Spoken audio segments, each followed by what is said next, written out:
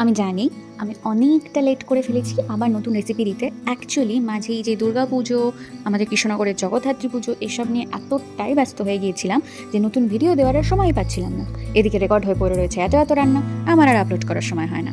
তো চলো আজকে তোমাদেরকে একটা নতুনত্ব রেসিপি দেখাই। এই পাচ্ছ ক্যাপসিকামগুলোকে ছোটো ছোটো টুকরো করে কেটে নিয়েছি। এবার একটা মিক্সিং জার নিয়ে নেবো, দিয়ে দেবো তাতে ক্যাপসিকামের কুচিগুলো, কয়েকটা কাঁচা লঙ্কা, আদা আর রসুন।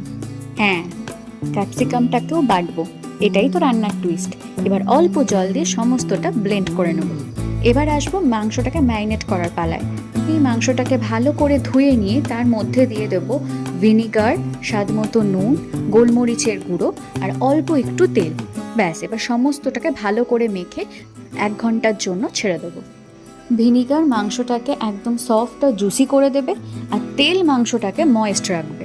মিনিমাম 1 ঘন্টা তোমরা এটাকে ম্যারিনেট করে ফ্রিজে রেখে দিও। এবার চলে আসি মূল রান্নায়।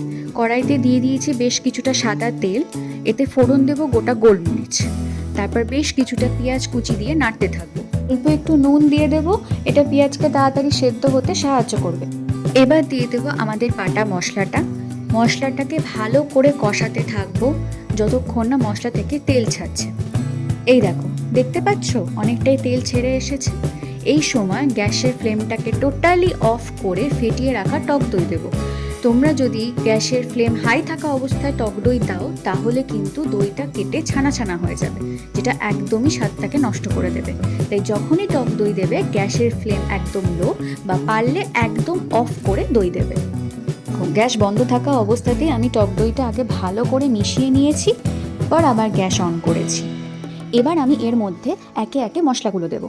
প্রথমে দেবো বেশ কিছুটা গোলমরিচের গুঁড়ো, গরম মশলার গুঁড়ো, ধনের গুঁড়ো ও জিরের গুঁড়ো। সব মশলা দিয়ে এবার আবার হাই ফ্লেমে মশলাটাকে কষাতে থাকবো, কারণ টক দই দেওয়া আছে, টক দইয়ের জন্য কিন্তু তেল এমনিই ছাড়ে।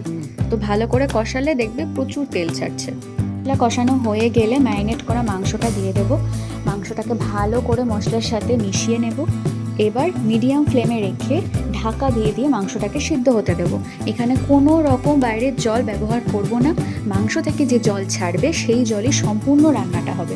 তারপরে যখন জলটা পুরোটা মরে আসবে তখন আমাদের রান্না কিন্তু একদম রেডি হয়ে যাবে। এই সময় দিয়ে দেব কয়েকটা চেরা কাঁচা লঙ্কা। আমি স্বাদ অনুযায়ী অল্প একটু নুন দিয়েছি।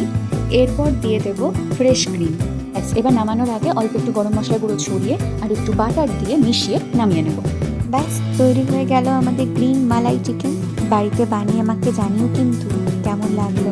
আজকের মতো এইটুকু, টাটা। লাইক, কমেন্ট, সাবস্ক্রাইব করতে ভুলো না কিন্তু।